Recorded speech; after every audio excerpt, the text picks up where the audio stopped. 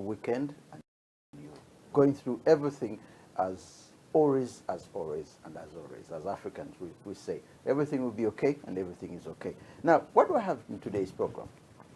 The word xenophobia rings a bell to all the Africans, as I say right now, in Africa and abroad. And it is something that that shouldn't really be happening, but it's happening. Now, I've got two guests here in the studio. One is from South Africa and one is from Nigeria. I'm going to ask them to introduce themselves. Yeah, my name is Femi Oke from the Nigerian Institute. Yes, sir? Sabalo Sibisi from Sabalo Sibisi. Yeah, Yeah. African diaspora, UK. Yeah, put your voice up. I was speaking too slow. Yeah, you're a bit slow. I'm scared of this No, brother. you're scared of him. You're scared of him. Yeah, Don't worry. I'm shaking. Don't worry. I'm here. You won't do anything. We haven't started yet. Yeah. So I'm Sabalo Sibisi. I live in Oxford. Okay. Yes. Thank you very much, both of you, for coming to the program. Thank Now, the biggest players in this field is obviously has been the Nigeria and South Africa. The biggest player, I should say, in South Africa in the violence which is happening at the moment, the xenophobia, is the main groups are Nigerians and South Africans. The question is, what's happening to the Rainbow Nation that Nelson Mandela worked so hard and went to prison 27 years, was in prison for 27 years, came out, tried to build, and now things are turning the other way around. Is there something that we didn't foresee at the beginning of the end of the apartheid, something that has been brawling right from, when the apartheid ended and the rest of Africa started jumping into South Africa to eat part of the cake? Is there something wrong there that wasn't was not foreseen by the forecasters of the rain and of Africa growth and so on? Something went wrong, and I'm trying to find out, and I'm sure the listeners will want to know, and those looking at us would probably want to know what went wrong and how come it's happening now. I think you should let our brother from South Africa explain. Simbisi? Yeah, that's the right name. Sibisi, yes. Sibisi, Yes, yes. I probably would have to first clarify on what you're saying. Yeah. And then come back to the answer. Actually. Okay. So you're asking what's gone wrong? Yeah, because it's coming now. It South wasn't African there during Mandela's time, during the Baker's time. It's coming 10, 20 years after. debatable. Yeah. So there must be something, because if it had happened then, we would have said, but it's coming now. So there must be something bringing it now. That's the whole thing. That's the whole point I'm trying to bring forward. Why didn't it happen then? Well, let's probably start with because now if we go by that, we're gonna sort of end up in a wrong or Having a wrong approach. Yeah. Let's start by defining what we're talking about. Okay. And then use that to look as to whether or when this thing started. Okay. Then we'll be able to actually have a clear understanding of it. All right. where we are, Okay. and the drivers of the issue, right? I'm with you now. Yeah. So we talk about xenophobia. Of course. And then we're talking about at the same time we're talking about specifically what's happening in South Africa. Exactly. And firstly, maybe is to clarify that xenophobia is not a South African problem. Yeah. Okay. Yeah. Exclusively. Yes, exclusively. That's what I'm saying. Yeah. It's there. There's a plethora of literature on xenophobia globally, right? And so South Africa is not the only country experiencing the issue, right? And then secondly, then maybe to define what we talk about when we talk about xenophobia, right? So the way I understand it is just the fear of foreign, anything that is foreign. Okay. So xenos is a Greek word for fear. Yeah. Or something like that, and then phobia. Obviously, we all know what it is. Yeah. Right. And now, having defined it, now we look at South Africa. Okay. And then we see what's happening on the ground, right? And then we see that I argue that it's not that, going by the definition of the word. Yeah, yeah. It's not that, because what we see is not all South Africans fighting all or being, sort of nasty towards all foreigners, yeah. right? It's not that. Yeah. So let's not use a big paint, brush to sort of, brush the whole country, because then we're not going to get anywhere. Okay. Right? So it's not that, right? But what we see is some certain pockets of violence in certain cities, mainly in the hub, Johannesburg, and Pretoria as well. And Cape Town. Cape Town as well, yeah. Joburg?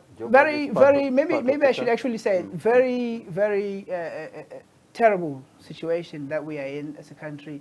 And, it's if I may use the word sickening, it's,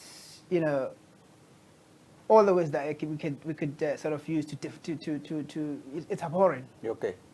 Right? But as well, I don't think we should use emotions to investigate what we are talking about, and we should actually clearly define it, put a finger on it. Then we can see what are the drivers of it. And because I feel that it's recurrent because we've not done that, to look at it, investigate it, define it, and then try and solve it from there. You see, we just assume it's this, xenophobia.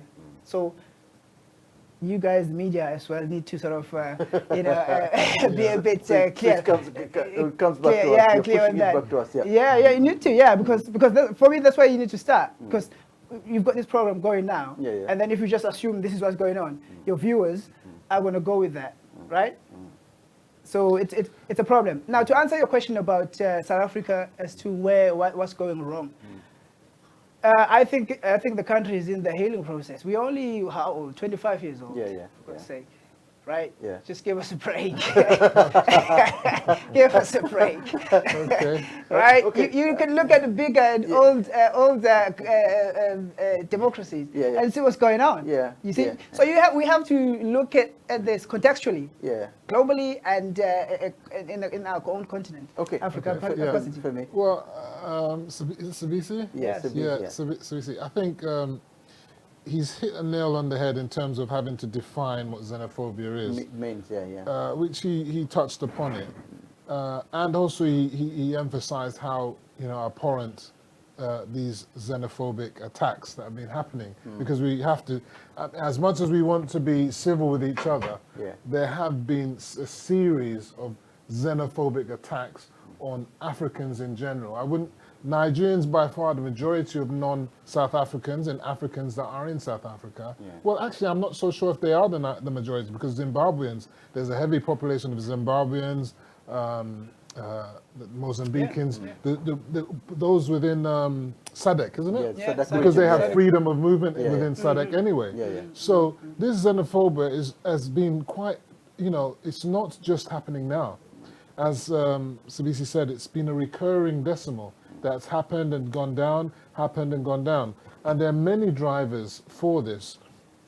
And it doesn't help when the economy of South Africa is more or less in recession right now.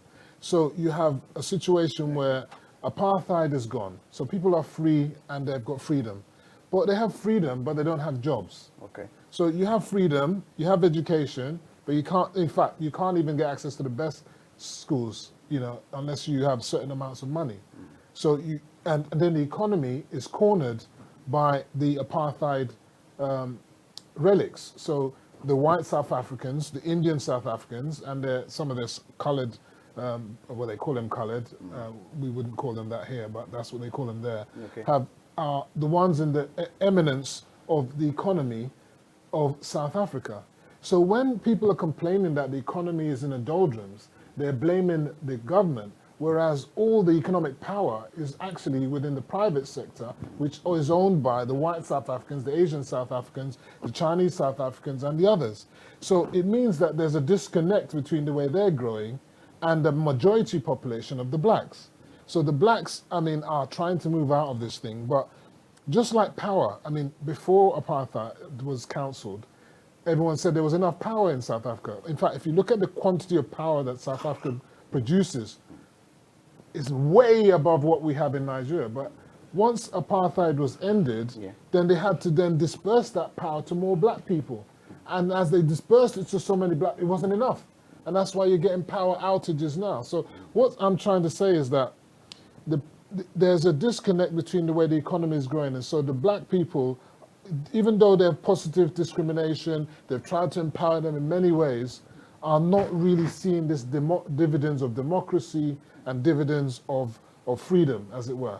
And therefore, they're looking at scapegoats. Who can they then attack or say as the problem? So what's happened is when apartheid was ended, so there was a shortfall in expertise of black professionals and black entrepreneurs. Why was that? Because they've been downtrodden for centuries. Okay, so then the Africans who have been independent since the 60s, once independence, and they helped get South Africa independent, felt that, okay, we're going to help you and we're going to come in and join with you. And because they've got a lot of the professional skills, the doctors, the engineers and whatnot, they got a lot of advantage in terms of being in hospitals and whatnot. You sound more like President Cyril Ramaphosa rather than I'm just saying as it is. the man of Buhari. No, the thing is, I do get. We'll get to the employment issue in a minute, and we'll get to the issues. But my understanding of it, right from the beginning, has been the silence. We knew about the employment. Half of all of Africa has the youth unemployment. Nigeria, for one, has that. Massive. My country, Uganda, has that. And so many other countries. There is a huge youth unemployment, but you don't find this thing happening. But you're saying that the point I'm trying to draw attention here is that, okay, this thing was existing, but it wasn't in such a huge amount. Because the people who are from outside are scapegoats. But my view is that, as in most crisis that happens, you'll find that politicians, some politicians, not all, some politicians will want to use foreigners as a bait for their selfish interest, to get votes, to get influence and whatnot. So they are actually fueling the fire, stoking the fire of the xenophobia underneath. And also, they're not saying anything. They're keeping quiet. How do you confirm that? Because you wouldn't. Well, I'm saying that because I've seen some videos of some politicians. There's one. I don't know if you've seen it. One deputy police commissioner in South Africa, and if you hear what he was saying, was more or less saying, almost saying that guys, what you're doing is great. Carry on. No. I mean, this is a real. Have you seen the video? I've seen the video. Yes. You see, this is the problem with this is the problem when it comes to these things, right?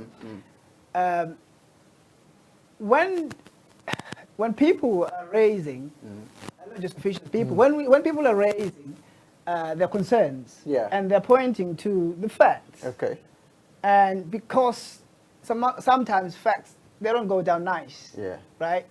And then it becomes sort of like a brother is coming across as, he's being xenophobic.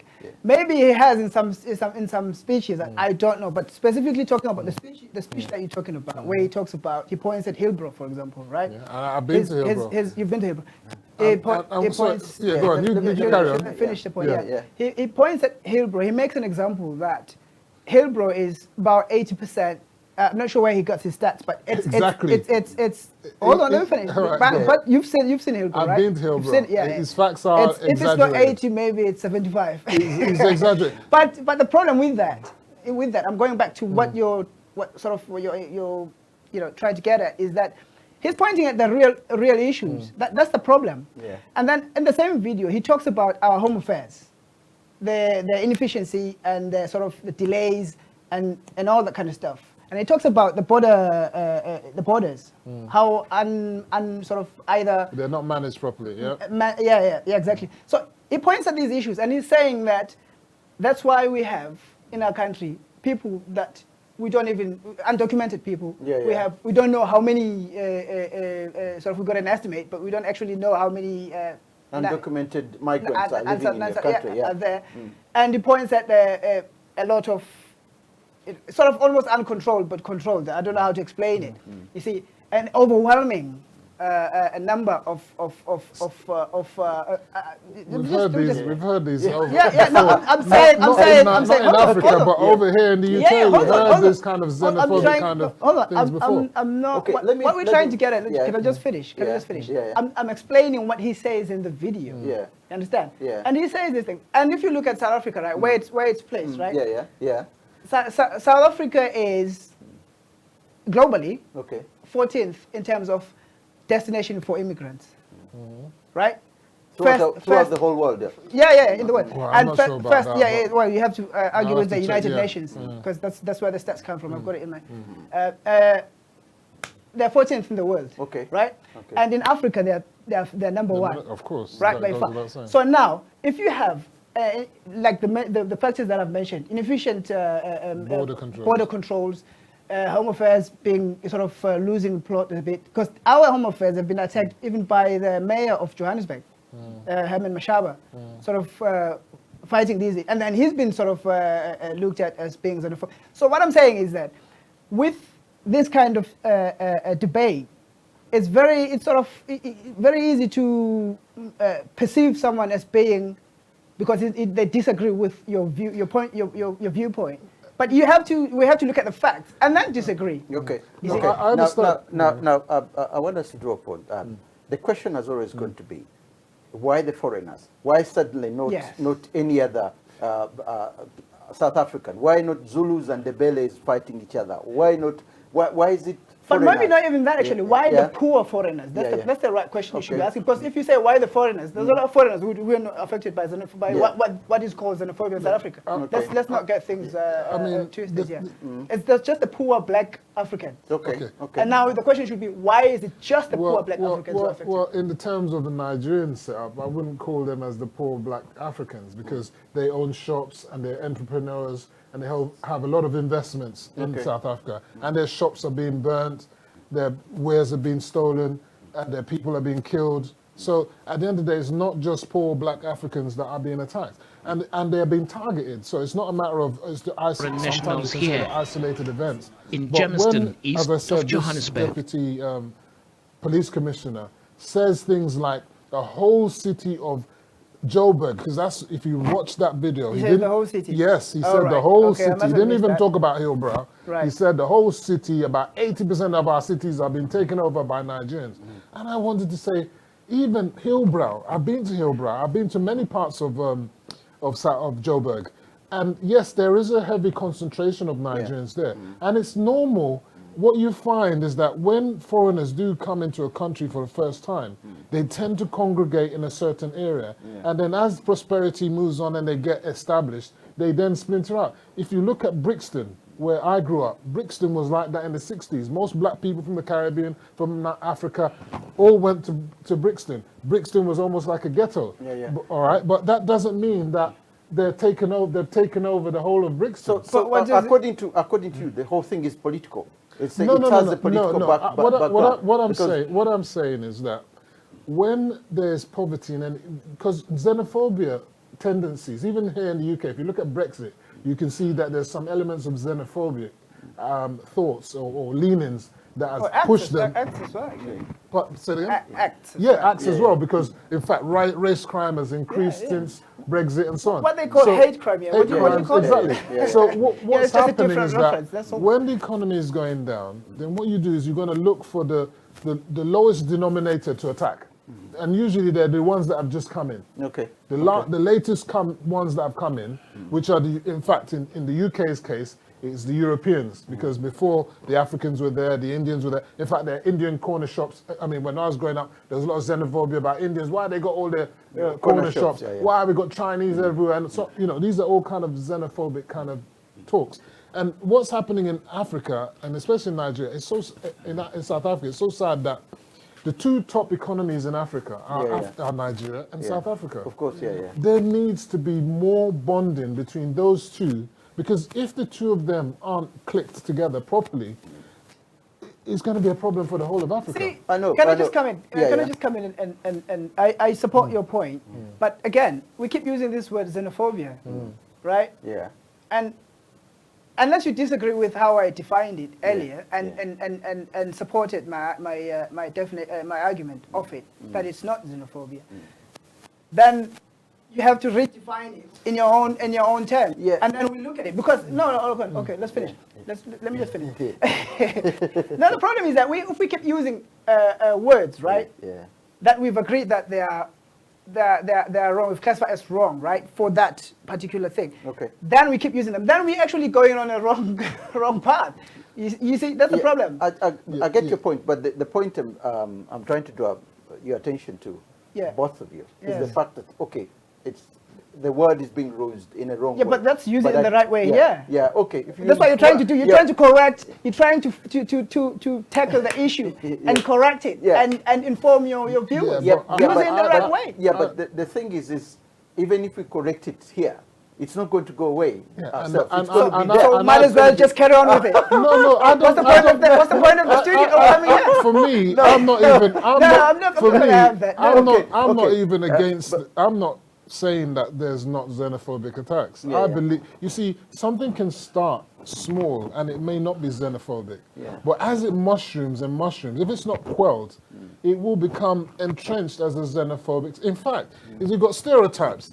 I'm sure if you speak to a South African, I mean, I had a South African that came down the other day, and she told me that her mum told her, when you go into London, don't mix with any Nigerians. They're all drug pushers. They're going to give you drugs. They're going to put drugs in your thing. So there's a stereotype about Nigerians that they're going to turn you into a prostitute if you're a woman. They're going to steal your credit card. They're going to do this. They're going to do it. And when you see if you see the majority of Nigerians in South Africa, I'm not saying that there are no criminal Nigerians, because in every society there are criminals. Okay, but not all Nigerians are criminals. Now here's the problem then.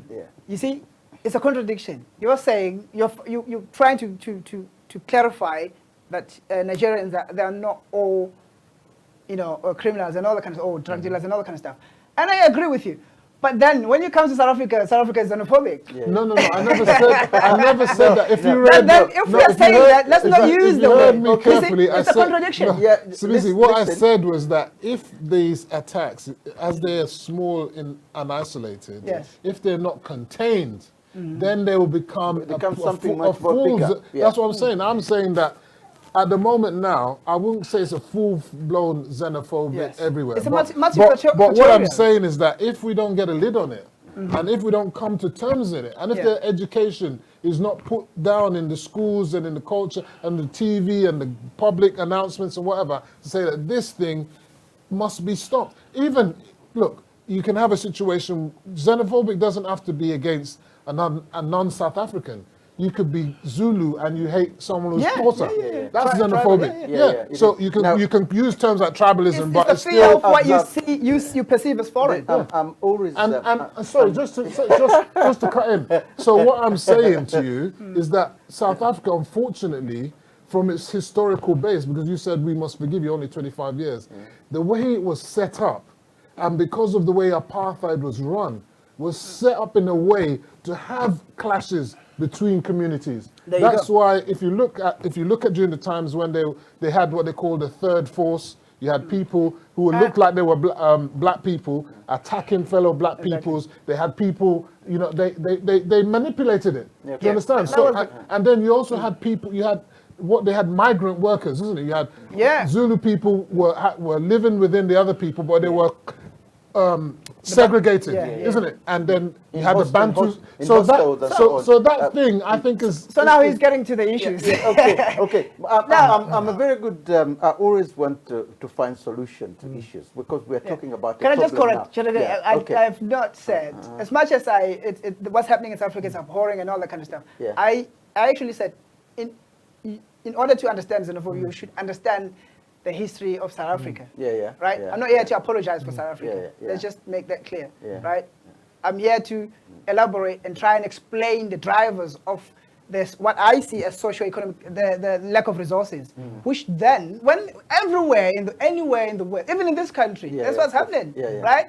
Once the resources have gone slim, people turn against each other. Right? That's what groups are for. Groups are for amassing power. That's what they're for. Okay. Yeah, but you know where I disagree with that? And- Well, I agree with you. Not that I disagree with you. Yeah, Where I agree with you is, but I feel that they're channeling their fight, if you like, Yes. against the wrong people. Exactly, you I said. agree with you. I mean, who are the ones who are in control of the power and of the economy? Now They're that's not the where I wanna get to. Nigerians That's where I and the wanna other get to. Africans. That's where I And wanna get Does to. that mean that those other people are immune, or is it because they've got too much weapons? No, that's where. What is it? That's where. That's the Can- heart of the matter. okay. And that's, I think, for me, that's where we need to get to at some point. I don't know. Yeah. My case has always been, if we don't find solutions in Africa, we are so good at knowing where what the problems are and knowing where the problems come from, but we always forget to deal with the solutions. We've been doing a lot on corruption. Everybody knows Africa is corrupt. There's a lot of it. But when you ask, they say, look, how do we correct Africa's problem of corruption? People don't steal money. People don't do this. How do we correct Africa's institutions of democracy so that the problem, the solutions are not always something we look out for? We have looked at solutions. Yeah. We maybe not today, but you see. Yeah. Look, now we've just had the death of Robert Mugabe, for example. Yeah. You could say that the Robert Mugabe, the ZANU-PF solution, was when they tried to get back the land from those who are in power and distribute it to the rest of the black Africans. Okay. Which apparently was delayed. That process of getting back the land should have happened earlier, after independence. But they actually delayed that because they felt that because of South Africa, that if they had done that then, there might be a likelihood that South Africa might not have been emancipated at the time, because the whites would have said, oh, look see what's happening in Zimbabwe. Was it really because of South Africa? Yeah, that was part of the reason. And also because part of the reason, and also because the Actually, British, Mugabe the British as well had an agreement Yes. which they didn't execute. And they didn't execute it because of what I'm saying, because they knew the implication on South Africa. So it was a reactionary move. Yeah. So, but what I'm saying is, Mugabe, although had good intentions as a form of solution, was executed badly. Yeah. People were attacking the white farmers, killing them, and all that kind of stuff, taking the land forcefully, and then distributing it in a corrupt manner. You see, it's very difficult to reacquire land from those who were in charge of the levers of the economy and distribute equitably. The black population is a massive population. See, It's going to be very difficult. I don't know how they're going to solve that. Yeah. So you don't know how they'll solve the problem of that. But what I'm trying to look at now is, there is an immediate problem now. yeah. Because if you listen to what Julius Malema was saying, Malema says, look, once they deal with the foreigners, if we don't deal with the situation right now, once they've dealt with the foreigners and the foreigners are gone, then the Zulus will attack Kosis. So it's going to be an internal thing. So if we deal with he was advising Cyril Ramaphosa, said, look, you need to deal with this situation now and deal with it in such a way that we as members of parliament sit down and come up with a solution that will, so that it doesn't continue. Because if we don't deal with it now, it will continue to another group and to continue. And then who next are they going to fight? They will fight the Chinese. They fight the Indians, they'll fight this, and so on and so on. You see, you're talking about solutions. Right? Yeah. Right. And one part of the reason why probably Africa is still where it is, because it's not just Africa which was colonized. Other continents were colonized as well. But we tend to sort of not define our own problems. We don't control the discourse. It's controlled somewhere else. Our problems are defined somewhere else. That's the problem, you see. Because like, for example, the xenophobia that we're talking about now. Yeah. And I'm trying hard to say, look, let's look at what's happening and we appreciate your efforts.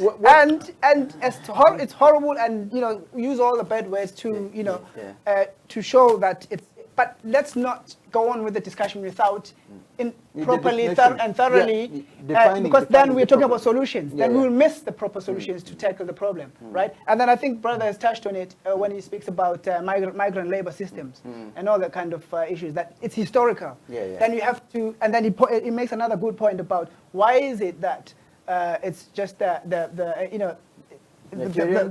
not just Nigerians. No, Yeah, it's in the poor. It's I know it's Nigerians, but come on. Congolese are not Nigerians. Zimbabweans are not Nigerians. They have been attacked as well. Now, he's pointing at why is it just that because foreigners, if it's xenophobia, it has to be everyone foreign in the country. Yeah. But the whites, the Chinese in South Africa, and all Indians, they're not non-black African are not affected. Yeah. And actually, some really where we differ with him, what I see, because I've been in Hillbrow and where in Malvern, where they're burning shops and all this and that. Those are people who are not even middle class. They're just trying to get by. They've got shops. If they lose that shop, that's it. That's all. So that's how, if your definition of poor, depending on how you define poverty, or someone who's poor. Those poor. I mean, to be a shop owner. Because it's a very big. You understand? Yeah. someone who's middle class, is someone who can sustain themselves for those brothers are now when the shop's looted and everything's gone. They're finished. You look at going on the videos. They're finished. Yeah, of course. You understand? Of course, So in that sense, they're poor. That's how we define poor. Yeah. I know it's got within it again. It's got different levels. Yeah. You understand? So that's how we need to look at it. Yeah. I want to find out that we are not mentioning leaders here because we're going there. We're going there. No, leaders are supposed to lead, and that's why I'm coming with. That's why I was going with my point of our discourse is defined somewhere else, is controlled somewhere else. Okay. We don't give our narrative to issues and problems. Yeah. You understand? I agree So with we if I use the Homi Baba a word of mimicry. Yeah. We mimic. We happy to just receive. You understand? Yeah. And that's the problem with that then is that you don't actually get to understand what's going on. And then without understanding, you won't have power to actually solve what you need to solve. Because you need to be directed all the time, you see. Go on. And now what we have in South Africa, not just in South Africa, in Africa as a whole actually, or maybe to be specific since we're talking about South Africa, what we have in South Africa, right, is, for example, now what we call xenophobia, right?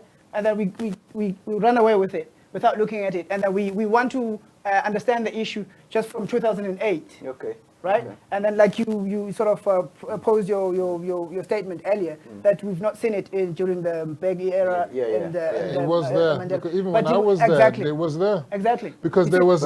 Why wasn't it on a large scale? No, it was. Now? No, you see. Okay, you see what happened. Why is it on Let a me large explain scale to you. now? Where it was, you know what it was before. When I remember when I went for the World Cup. I mean, I went to Mozambique. And there was an issue about me taking the car to Mozambique because they're saying, the Mozambique's always stealing our cars. They're taking our cars across the border and all this kind of stuff. So there was this, again, stereotype that Mozambique's are all, what they call it, the one, the drive-by, armed robbers and and all that kind of stuff. They come from Mozambique. Remember, the problem with South Africa is very deep. And I think lots of Africans have to kind of sympathize with them as well as still highlight the fact that this thing is no good.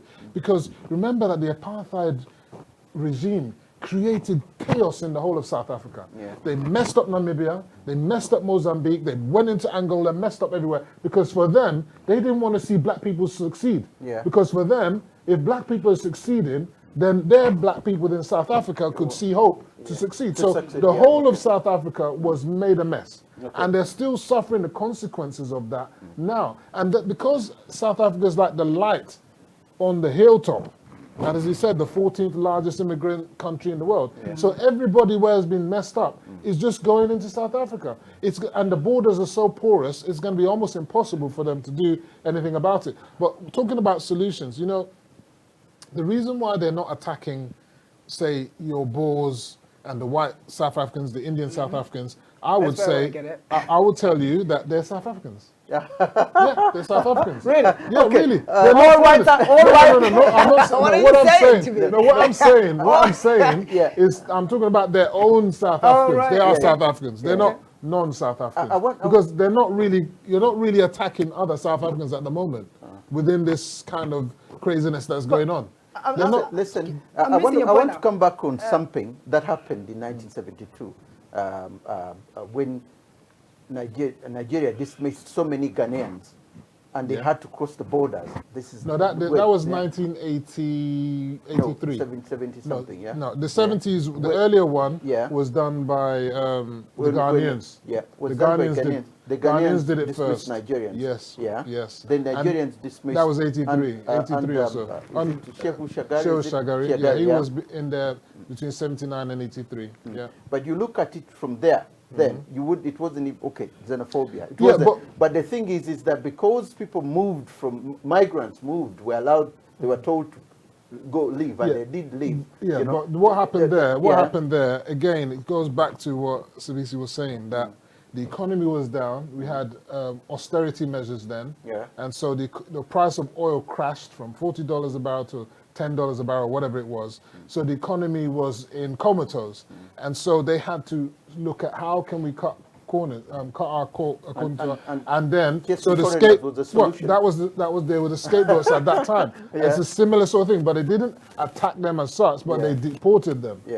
But now, because of ECOWAS and a single sort of open borders within ECOWAS, so that situation doesn't happen now. And in fact, what's happening now is that a lot of Nigerians have gone and invested in Ghana, and they're also coming up with a similar sort of problem because, you know, I'm not trying to big up Nigerians too much, but you will know that Nigerians are quite, in terms of entrepreneurials, doing business all around the world, and we have one of our nationalities, instead of calling them tribes, the Igbos are quite prolific. They're all over the place. And when they go somewhere, they thrive and they succeed. So then it can be intimidating for the locals. You understand? So if you, I mean, I was in Malawi, and they had that problem. They said in all that area, they're all the people there, they're all Nigerians. They're all the shops, they're all Nigerians. And so so I think that there must be a kind of discourse to say that we don't mind you coming in, but there must be a way in which you should involve the local community within your setup. What you're doing, and also I would say we had similar, something similar when Idi Amin came to power. And we had all the Indians. We had to get rid of all the Indians.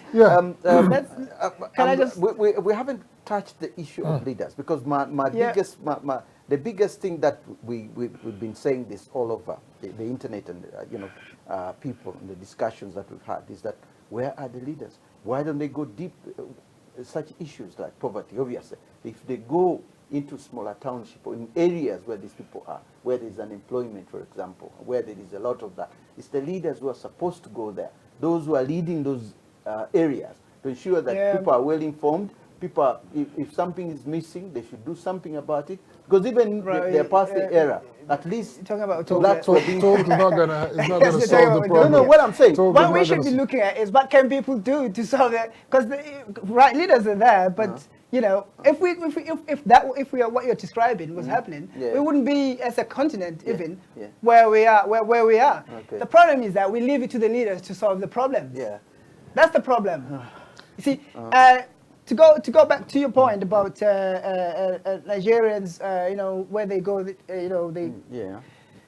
sort of they congregate in certain areas. It is a problem. I have to say, as much as you're putting it in a positive light. Yes, I'm acknowledging the problem as well. It is a I'm acknowledging it. No, the problem. The thing is this. You're acknowledging the problem in terms of what did you say? The problem. So what they do, like I said in Malawi, they'll go and they'll corner a particular business, and they'll be their cousin, their brother, their friend, and they'll be bringing other people, like and that becomes intimidation to the local community. Right, and that's why I said that they need to engage their business with the local community and not. To a certain extent, they do actually in South Africa, in some aspects, but very minimal. But that's what I'm saying. You're not acknowledging the actual problem, which is integration. Yeah. So how integrating but Nigerians are marrying loads of South Africans. Then Nigerians are marrying South Africans a lot. One of the reasons they were giving was actually that Nigerians are taking away South African women. That's one of the reasons. That's the problem. Unless we redefine integration today. Isn't that a form of integration? When do you have? No, let's go back to the example of Hillbrow, for example, right? Since you brought it up. The deputy of police there was actually highlighting this issue that now you're just brushing off like it's not a problem. That when you have street after street after street, And you know, almost in that, because Hillbrow is huge. Because when you talk about Hillbrow, you talk about Yeovil, you talk about it's a big area. And it's all Nigeria. No, it's no. That's why I'm trying to move away. But the big majority is people who are from outside, and majority of them is Nigerian, especially in Hillbrow. Yeah. Right.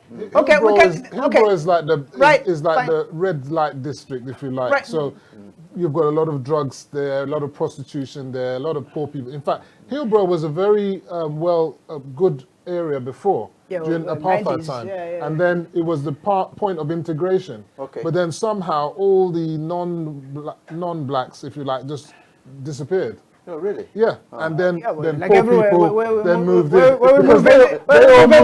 all moved to Santon and Rosehill and all those other places. I was in the middle of the point though. Before No, sorry. Can I hear your point then? Yeah, because it's that of when I talk about integration, unless we define it in different, you know, I see what you guys are talking about, right? Well, the problem is, that's why I'm making a point about here, bro. That South Africa is now very minimal. Okay. So they've been outnumbered. And the problem now is that there is not actual proper contact and exchange between the foreigners and South Africans. And you look at, for example, I'll give you in terms of, since you spoke about business, I'll give you an example about business in the locations, in the townships, what we call townships, right? Yeah, I've been to the locations. So in townships, we have what we call spaza shops, for example, right? Okay. And it's been a trend, it's been a sort of in South African township history, it's spaza shop, right? Now, if you go, you say you were there in 2010 last? Last time I was there, 2012. Anyway, point is this.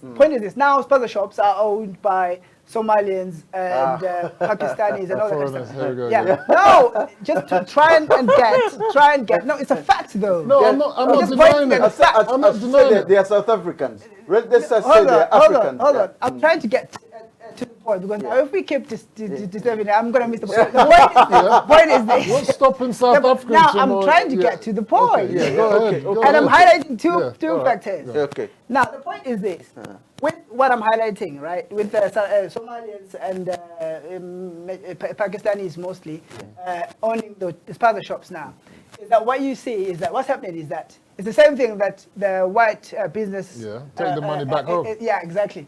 It's extracting. Yeah, the money, right? Yeah. Okay. And there's no sort of distribution in here or integrate, you know, understand? It's all extracting. Okay. Yeah. And so at the same time, I'm talking about integration. That these people are just there in that spaza shop. When they come out here, they're gone. They won't spend time with integrating. And that to me, they don't get involved. Do you see how it's happening? Yeah, with the locals. Yes. Nigerians are not like that in general. They quite integrate quite well. I'm not generalizing it. I've not even since we started speaking. I'm trying to be moving away from generalizing. Now you talk about leaders, right? Yeah.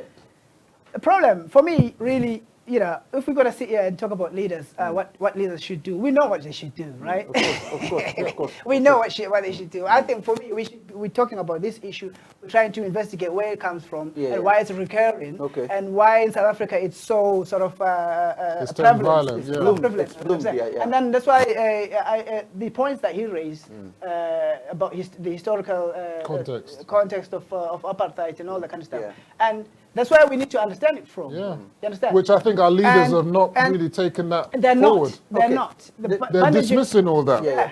There's another huge point that I think both of you are overlooking.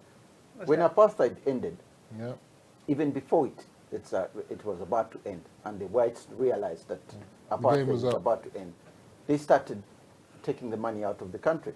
And as money which the government used to earn and distribute, if you look at the budget of South Africa during apartheid and post-apartheid, you see that there are two different budgets that occur. Now, over the years, the Israelis, the Americans, and all the other people who had invested heavily in South Africa began taking the money out. I was reading the African Economist, and one of the things which are being mentioned, of course, with new mines everywhere, so South African mines are closing down. With the current situation about global warming and so on. So there is a lot which should have been invested then if the government had the money. But because the money is leaving the country now, that's another key issue that Cyril Ramaphosa hasn't addressed. How does he persuade the people to leave the money in the country?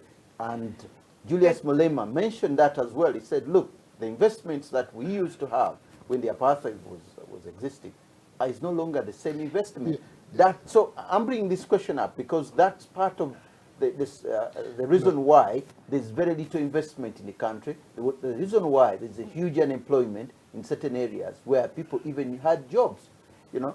No, but historically they've never had jobs. Let's look at the money aspect as well. The investment is what it is.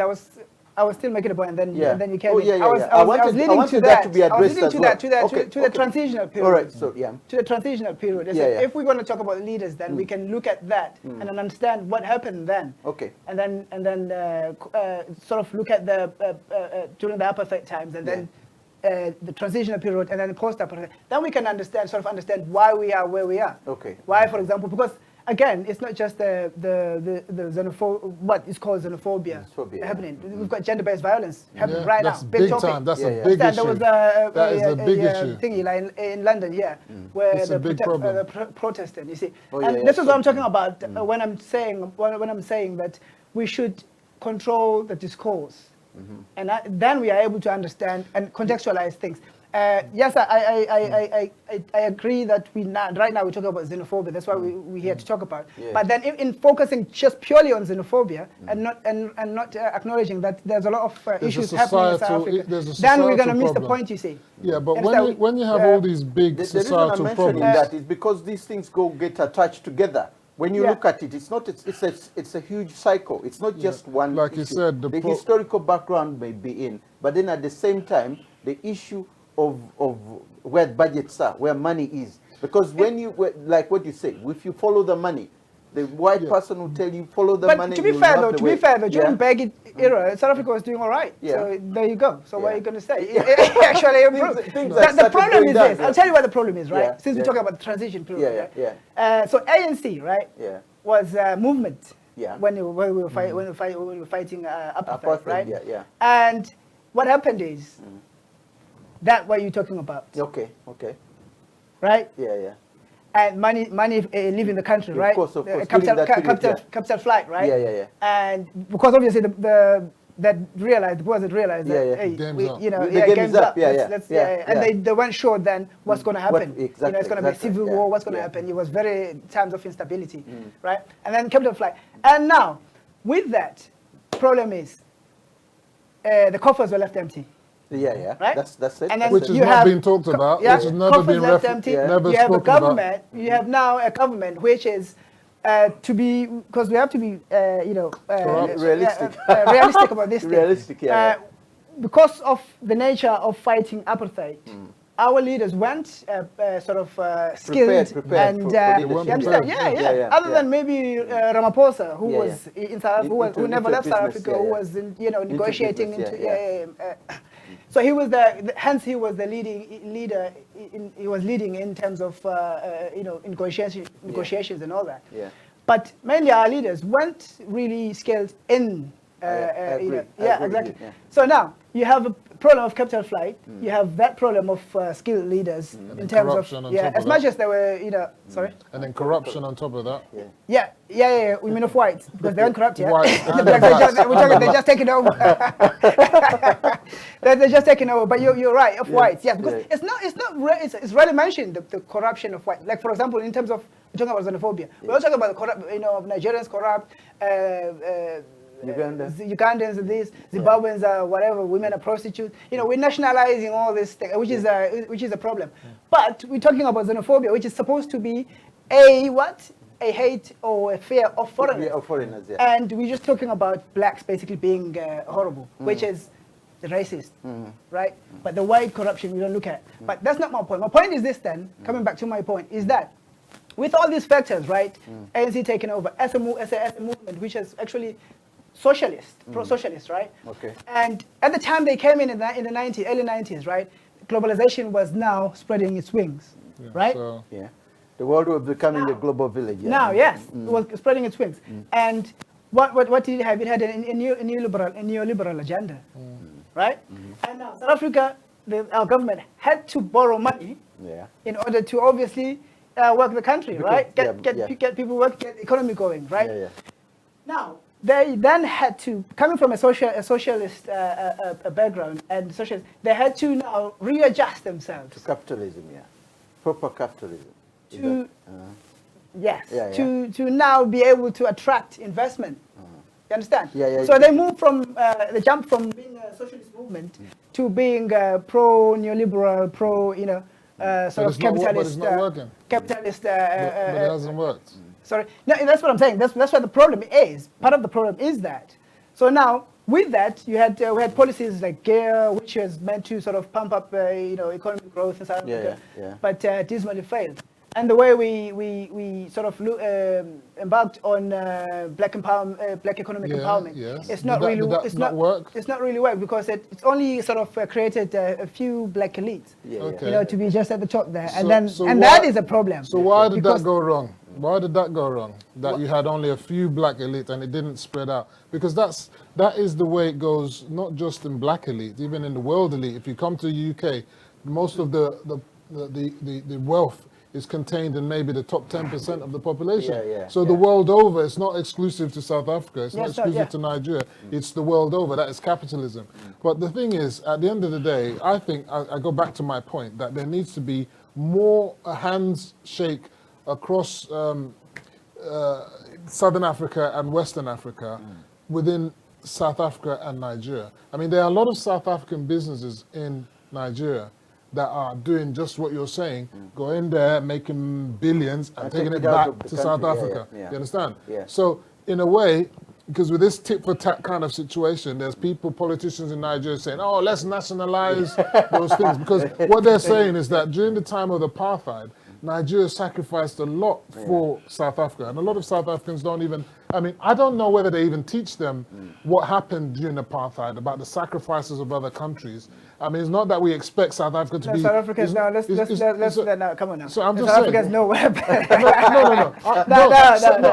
I'm not saying you. I'm saying some I'm talking of South Africa those... as well, I'm talking about the ones that are doing a lot of these things. Some of them, they don't know that. This is what it is. This is the problem. Let me just address this. Can I come in with something here? Can I just address this? Don't even remember that. Some of the youth today don't even remember what apartheid is about. Yeah, you're right. But no. But let's address what's going on in South Africa.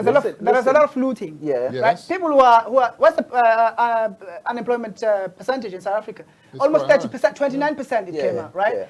Poverty, inequality is where there's no other society that is as unequal as South Africa. So how do we solve that problem? Can I jump in for a few minutes? The South African, Cyril Ramaphosa, South African president, has sent envoy to African countries. To Nigeria as well. Nigeria, Ghana, countries that are mainly affected, and even Zimbabwe, that are affected by, And he apologized as well. He's made apologies. Now, South African papers have seen this, and I think one South African Times and the other have seen this as some kind of, instead of dealing with the solution from home, seeing that more money is going to be lost, they were looking at the economy of Nigeria and what Nigeria has put into South Africa and what South Africa is getting out of the Nigerian economy, that he was pushed by the business sector, the MTN and so on, who have money in other African countries to actually make it an apology. Otherwise, South African, the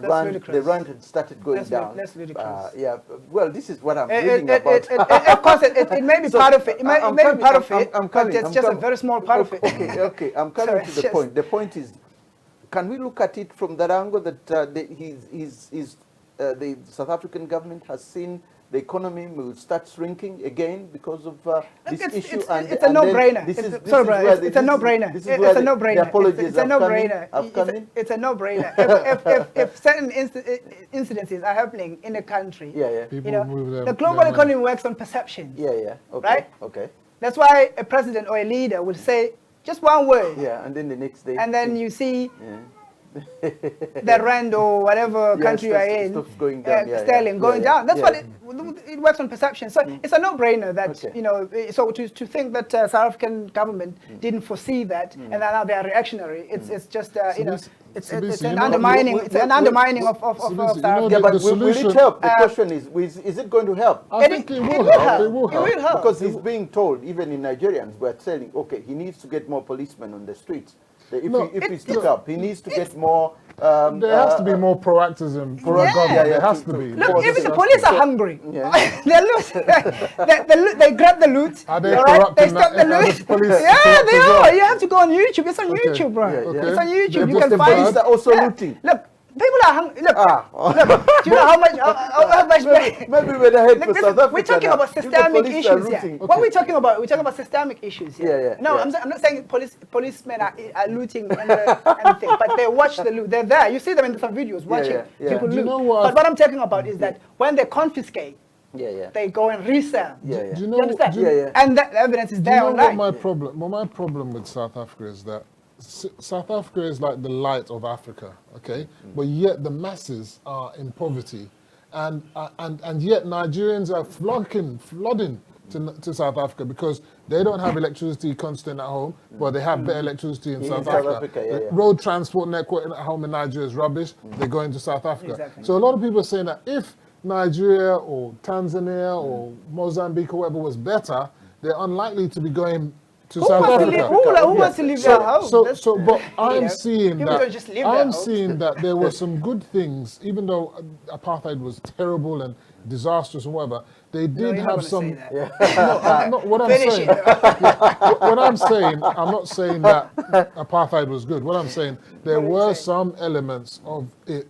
In terms of, because the world was all against South Africa, they had to make themselves self-sufficient in steel production. They had to be self-sufficient in arms production. They had to be self-sufficient in oil. They got oil from their coal. And there's a lot of technologies and lots of businesses and stuff, which I would have thought that should be the driving force to push those technologies and businesses to other African countries so that they could create more wealth over there to stop people keep coming. It's a contradiction. You remember what you said earlier. You clearly delineated the problem that the economy is still where? At the hands of the white South Africans. But we need to do something about that. I'm not saying that you need to take it away from them. What I'm saying is those same. Maybe we do. I mean, that's for you. That's for you as a South African. I'm not South African. I can't say that. We need redistribution. Ultimately, that's what it is. I think not just of land. Can I jump in here? Because we need to talk about reparations, for example, in South Africa. I can see both. There ought to be reparations even for slavery, if you think about it. Yeah, I've seen both of you now contradicting yourself in what you're saying. Okay, because he said that the people who came in with the ANC were ill-equipped for leadership. Because they were busy fighting. It's the same thing happened in most African countries during independence. They've not been in power. So the situation, they haven't been in power at all. They haven't had any leadership roles anywhere. In the end, they're in power. So whatever was existing in South Africa should have been a continuation of what was going on. Apartheid. No, not apartheid. I'm saying, but if people, for example, who had been in administration, for example, the leaders were. But there was a transition. Some of them stayed. The clerk was part of the government when there's a transition. The problem is that I'm sorry to cut you, but the problem really is that most of the black South Africans were in this misery during apartheid for centuries. You understand? So to think that in 25 years it's all going to change, it's not going to happen. Do you understand? And so, and especially when those at the levers of powers are not concerned about them, they're only concerned about their back and remitting their money out to other. See, some of these, I'm sorry to say, some of these white South Africans and Asian South Africans are taking their money out to Europe, taking their money out to Dubai, America, and other places, and continuing there.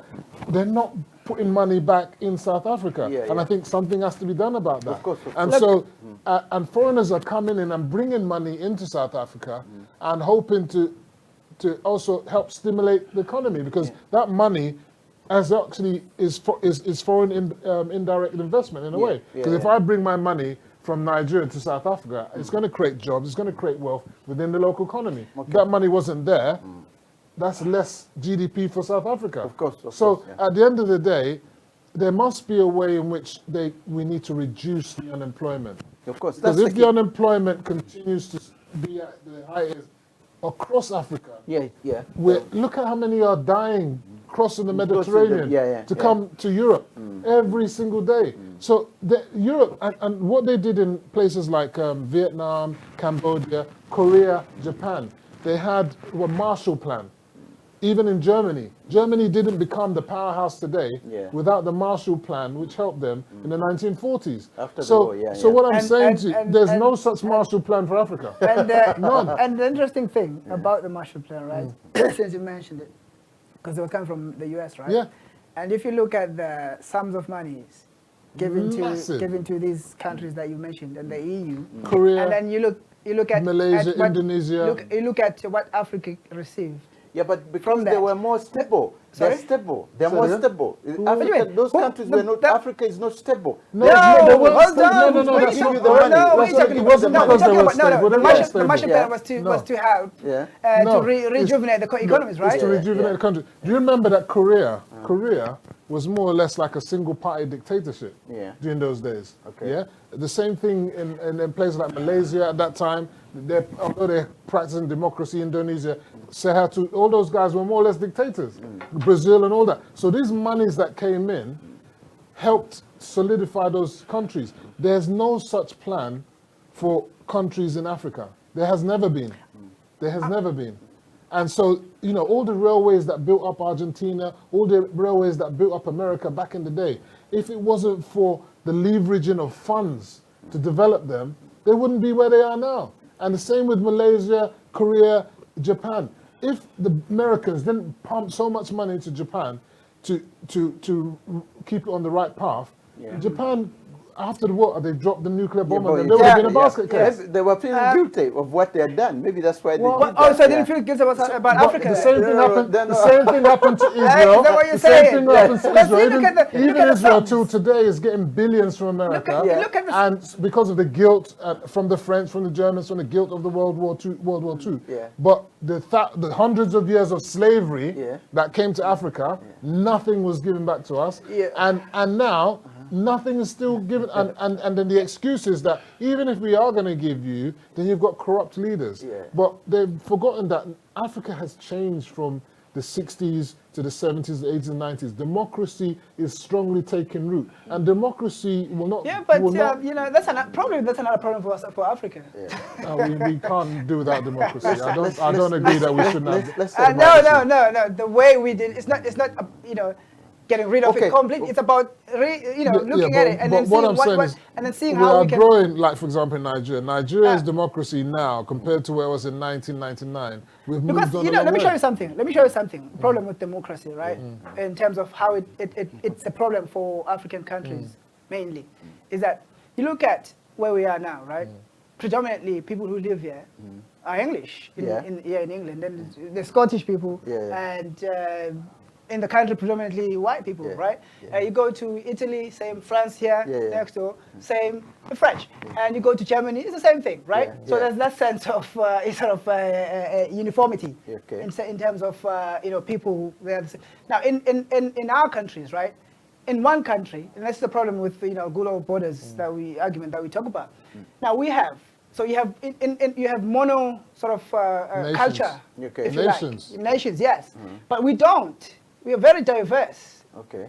Now the problem with democracy then, with the way we maybe it's not democracy per se, but it's the way we apply it to ourselves. Okay.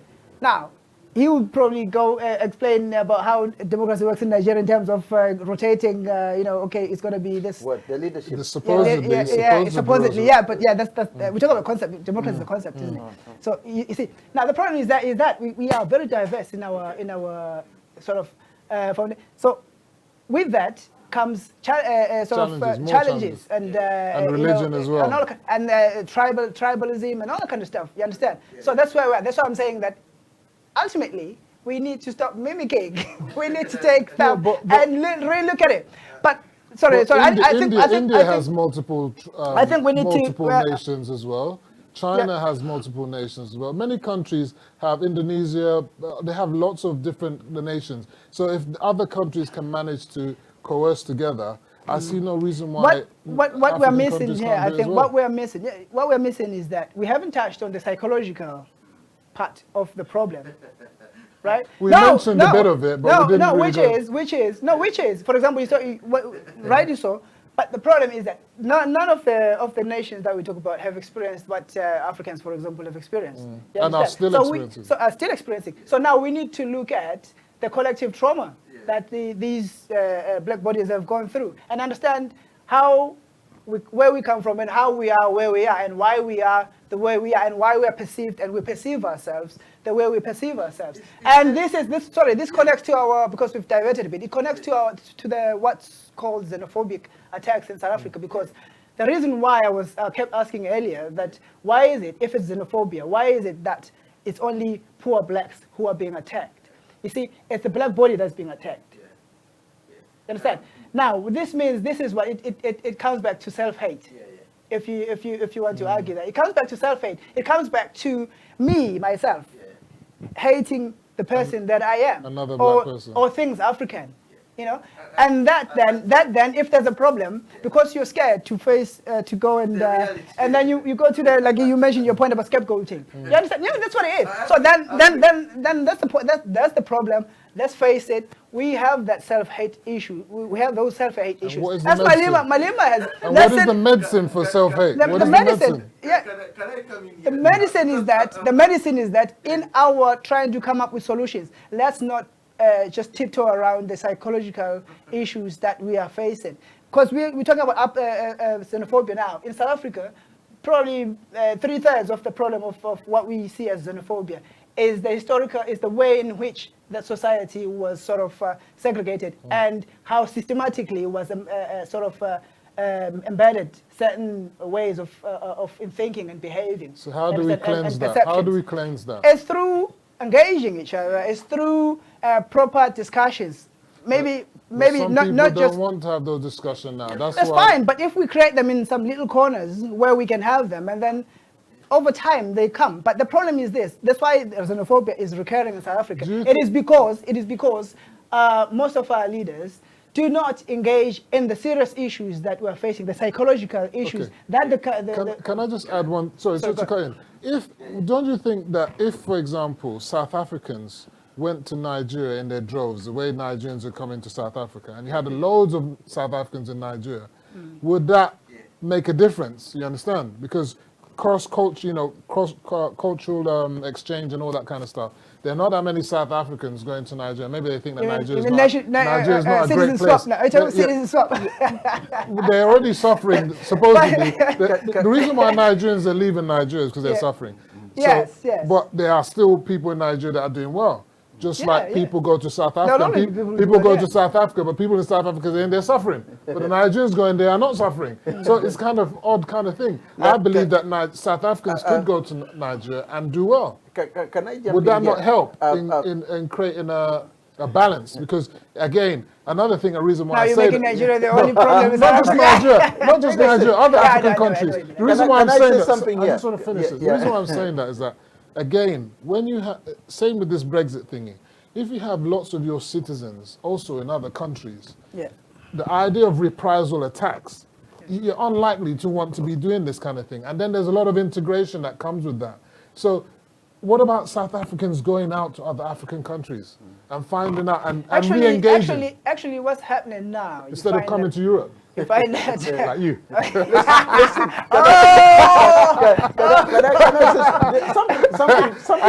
what he's saying. I invite you down to Nigeria. I know what he's saying. I know what he's saying. Listen, something that you've mentioned, the psychological part of the whole thing, of what happened in the past and the psychological past that, mostly South Africans faced over the years.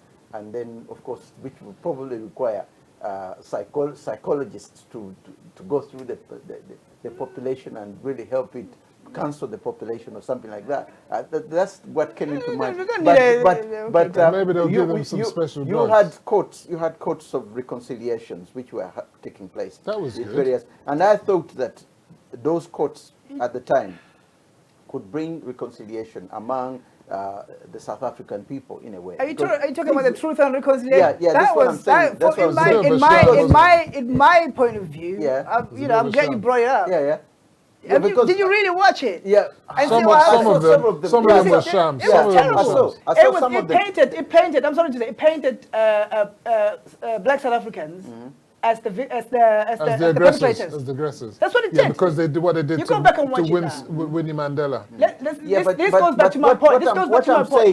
Let's investigate what's going on and see things for ourselves. And then we can... Don't you think we should have the psychological point which you raised is Yeah, if, but if listen, the society is like that, all of the societies like that, then you have a problem. Then you're going to keep having mental problems. If people are having... Sorry, let me just correct you. Sorry, listen, there's a point about, for example, right, and I'll use the economic side to explain what you're saying. Okay. We adopt policies, economic policies. Yeah. Right? Yeah. With the understanding that if Britain is using these kind of policies for economic growth and all that kind of stuff, then we stand a better chance to improve. Okay. But do we really? We don't, right? And then there's the same thing which applies to what I'm talking about with the Truth and Reconciliation, which is only probably it was actually invested in. South Africa is the only country I think. That's really I think Rwanda did something. Yeah. There may be others after, but it was. But the point is, the point is this. It was a good. I'm talking about good. I'm talking about adopting good policies to revive economic growth and and share the pie. With the Truth and Reconciliation, it's a good, amazing initiative idea, right? But the way it was implemented. Now, good policies in economy, you may adopt them, but it depends on how you then engage with them and then utilize them. Okay. Then the Truth and Reconciliation Committee, I think that was the problem. The way it was conducted, for me, what I watched was black South Africans being sort of, attacked. You understand? And that's the problem. If you do not control the discourse, if your discourse is being defined somewhere else, and then you just take that and then you apply it, then it's a problem. And this is the problem with what we're experiencing now with xenophobia. We may see, sort of, it's very multifactorial, yes. But the problem, the issue, ultimately, is that South Africans feel let down. Okay. And then what they see is people coming in and they're the target. And you understand, And then because the small elite that's there in South Africa, they're not very much affected by these issues because they don't compete with these foreigners who come in, the migrants, So because the foreigners who come in, they go and live, in the hill roads and other parts of Malvern and mainly in Johannesburg. And then so what happens is they compete with the local people. And then with that, then lack of unemployment and also. The fire starts from but you know what? Having been sort of grown up in the UK in London, I will say that this scenario that you're going through now, we've had that in the UK already.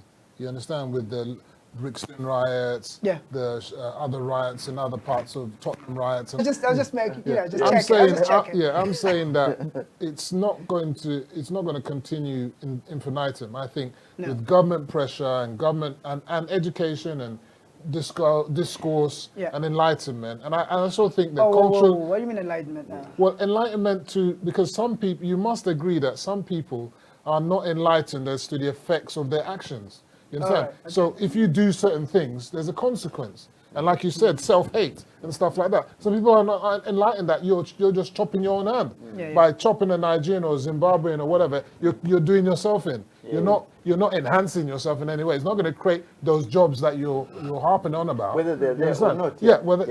So they need to focus on the real issues. You understand, and focus on how they can address that. Whether it's down to their education, whether it's down to their circumstance, and many other factors. Which is very you're touching on so, good points. So there are a lot of people there that are not educating themselves. For example, they're not giving themselves skills. So you might not be good at education, but what about skills empowerment? But so is everywhere in the world. We live in one country that has that problem. Again, let's isolate all the issues or the challenges which are common in other countries, right? And find out what issues are purely, specifically South African. Okay. You understand? Then we can maybe hope to find the needle in that little haze. Otherwise, if we keep touching on issues that's why I go back to the main point, which is the psychological part of this problem, because as a country, we've gone through a certain trajectory. with the apartheid situation, and it's still ongoing. It's still ongoing. Actually, I would argue, saying actually my thesis, my thesis was that actually that apartheid it's still ongoing. That was my, so. But instead of if we then focus on the issues specifically South African, and mainly the psychological trauma that South Africans have gone through, and then compounded by the social ills that he's mentioned, then you can maybe start to understand where South Africans come from and why they're doing what they're doing. And then you will see that ultimately what it is, it's not xenophobia, it's a lack of resources, a shortage of resources. Anywhere in the world where there's shortage of resources, people fight against each other. That's why I was in the beginning of the program, I was talking about a concept of groups, as to why people have a group become, sort of decide to be in groups. Like it's just so that they can amass power. If there's two of us against you right now, why are you gonna run? Of course. We're gonna take over the studio. But can I say the issue of, say for example, the next generation that never actually went so much of apartheid. Sorry? That's the next generation of South Africans who never saw much of apartheid, for example. It's 20 years or so. Apartheid ended. There's an issue. Because when you say the psychological part of it, because it's still there. It's still there. Even though you weren't born during the time of apartheid, the relics of apartheid are still evident within the economy. The legacy. And like the legacy as well. And like we're saying, you may have political freedom, but there's economic apartheid in South Africa. And if they don't address, they're not even, the government, I believe, is not strongly emphasizing to the world that we have economic apartheid. You can have political apartheid, which you have dispensed with, but what about the economic apartheid? What actions are actually being taken to address that? And what have since the 90, when was it 98 or when was it when you had your 94? Since 94, what efforts have they done to address economic apartheid? I just want to go out of South Africa a little bit. Nigeria had a civil war. Yes, we did. The Igbos, the Biafra war. Yes, we did. At the end of the war, a similar thing was being addressed by one of the doctors in Nigeria. I don't forget the man's name anyway, but he addressed that issue and he was saying, look, Nigeria never, the areas of Nigeria, the Igbo areas, the river states and so on, never really addressed the issue of the war. And even now, the impact is still going on. That is why this young man, Namna is trying to enlighten and he's getting support. And it's much becoming but maybe you can enlighten us about for it. me, maybe it's not something that may happen. But I can say in my own country, for example, we had a civil war as well when Museveni came to power. And there was areas like Ruwelo and so on where this war has been. And in the northern part of the country, again, it's coming back because some kids also joined into the war. So what it is, and it's not addressed. What we have in Nigeria is similar to South Africa. People at the end of the day, the masses feel dislocated, they're not empowered, they're disenfranchised, or they don't have a stake in the government. So when or maligned, there's that thing that people keep on thinking that they're maligned, that we're being marginalized. Everybody's been marginalized. We've got all these nationalities, and the funny thing is, I wouldn't say the funny thing is, the disappointing thing is that the likes of Kanu, as I say, they use this platform for their own personal aggrandizement, is the way I see it. Because there's no. So what you've done is you've taken something and then you blum it out to create a situation that is not reality. I mean, Biafra happened because of the idea of a Biafra came about because during that time in the 60s, there was a pogrom against Igbos in the north, and that came about because there was a problem of a coup, and it looked like one set of people were killing a lot of another set of people. The normal tribal scenario. In the end, they felt that we want to separate, and at the end of the day, at that time, Nigeria as a whole said, no, we don't want you to separate. And so they fought the civil war to keep Nigeria one. Now, anyone who has gone through a civil war, which this civil war led to the death of over 2 million people. I know. Over a million Igbos, you understand? So if you were under the kind of federal bombardment that they had, the likes of Kanu wasn't even alive at that time, and never experienced it, and all these people fermenting all this nonsense now, never experienced it. Anyone who went through that, they go to their elder fathers and whatever, they wouldn't want to relive that.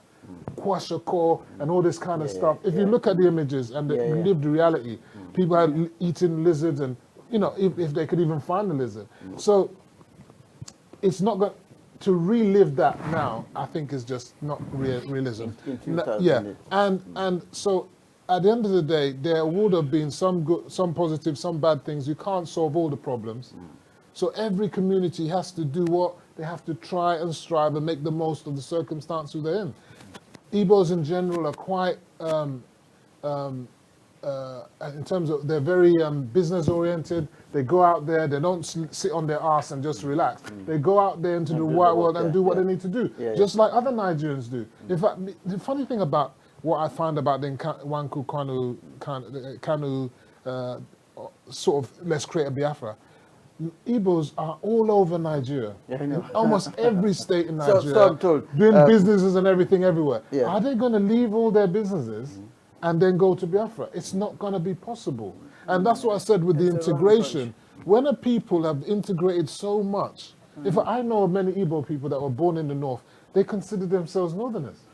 They don't, although they're Igbo, obviously they're Igbo, but they consider themselves northerners. Maybe there might be a conflict. But it comes back to marginalization. It comes back to marginalization, which again, well, the reason why I brought it up, marginalization, they are the current ones who are seeing it, are saying, look, we are being marginalized as well. You know, it's like we are not Nigerians. So that is why the Kanu sort of thing is picking up, which it shouldn't, because if everything was okay, then he wouldn't even have platform to start from. Look, in Nigeria, we have over maybe 500 languages. I don't know how many different languages. It's a really ridiculous number, right? So one chap came to my house the other day. What a choice of words. 5 million people now. They're approaching 5 million people. No, what I'm saying is a chap came to me the other day, and he's from the north. And everyone in the south thinks that everybody in the north is either Hausa or Fulani. And I asked him, so where are you from? What's your, what tribe or what nationality? He said his tribe was Margi. Margi, you've never heard of it? Never heard of that tribe in my life. So what I'm trying to say to you, he's from Margi. He can tell you that Margis are marginalized. Do you understand? Because it will be, because his people in his state are definitely marginalized. And if you are not a majority, the Igbos are not the majority. So you're always going to find that you're going to be marginalized. The only thing I think, and where I support some of their ideas, is that with the rotation of presidency that you're saying, I'm thinking that we've had president from the north in terms of democracy. We've had a democratic northerner, we've had a democratic south-south, we have someone from the southwest. It's now time for a democratic Igbo president. I think not that if they become the president that will solve all their problems, but it will create this. It will dampen that thought of marginalization, because that won't be able to be weaponized anymore. You have now been the president, and then everybody's become the president. Then it can be free for all. Everybody can have their go. You understand? But until that happens, this cry of marginalization will continue. And even in South Africa, I mean, is it Bossa? The Bossa will say that they're marginalized. The Zulu might say all this. There's so many different tribes. You understand? I'm not sure. You know, there's a problem. The problem, right, always comes back to that, and this is why here in this country I do what I do, in terms of engaging people of African descent, looking at their issues, what they do, and how they're engaging with the institutions here, and how their perceptions about society and their future in this country, and how we can go about solving that. You understand? What I'm trying to get at is that the problem comes back to that we, as maybe other ethnicities as well, but largely us as Africans, we've got, in the terms of hierarchy, global hierarchy, we're at the bottom, right? Of course. That's a reality. That's a reality. But what we tend to do is to put this, what you call Blinkers. Yeah. and then put your head down Yeah. and hope that you'll assimilate. There's some, yeah, okay. And We you seem know, to be waiting you won't be sane. for Yeah. Jesus Christ or an Yeah. angel or something to come and lift us up. And Yeah. you know, you just, and then you want to, every time you speak, every time you are around other, mainly white people, other ethnicities, you want to sound right. This is the problem, you see. And that's why I keep going back to the psychological issues, because that's the heart of it, right? It's the heart of it because it touches on self-esteem, Okay. right? And that touches on, obviously, how you conduct yourself and how you feel about yourself. You are. And confidence can, you know, it's funny because you can be self-confident, we can have self-confidence without self-esteem. You understand? So these things are very, very confusing. Yes, it is. Yes. Yeah. You go look it up. You'll find. So now, but what I'm trying to get at is this. So with all these things that we do, right? We don't solve our issues, and then they go bigger and bigger. You look in this country, all the sort of social ills where we take we tick most of the boxes, but yet our problems here are being solved by people of largely solved by. Not by us. Yes, some of our people are making the moves and trying to solve issues, but largely we're not doing anything. We're just going to work, hope that your family is safe, and then come home, cook your whatever. I want to disagree with you though. That blacks and Asians and all the other minorities have come a long way in this country. I mean, if you look at the cabinet now, how many ethnic minorities are in there? If you look in parliament, you see them everywhere. Look, things have really moved. Even if you go to shops, if you go to businesses, if you go to industry, I mean, we are moving forward, really, from where we used to be. I'm not disagreeing. No, I'm not. No, don't get me wrong. I'm not saying. I'm not disagreeing that we are moving forward, but compared to other people and compared to the issues that we face every day, right? Every day, we're not doing as much as we can. Now we're coming towards the end of the program, and I would have wanted one or two summing up, but I think the time has run out. We've exhausted what we had. I just want to say thank you very, very much, both my guests, for the information you've given us. It's very wealthy, and I hope that our listeners back home have listened and will take something on board from here. And then, as my friend here said, we shouldn't say xenophobia. It's not something that is existing, and it shouldn't really be mentioned anymore. And I'm xenophobia. This is the last time I'm mentioning it. We are South Africa and Nigeria even shaking hands. South Africa and Nigeria. There's no problem. I'm coming to Nigeria next month. Yes, you need to come tonight. We want him coming to Nigeria. Which state you going to? I just want come to to Ogun State. That's where I'm from. I'm from Ogun State. All right. Nice one. Thank you very much for viewing us, and may God bless you. Thank you.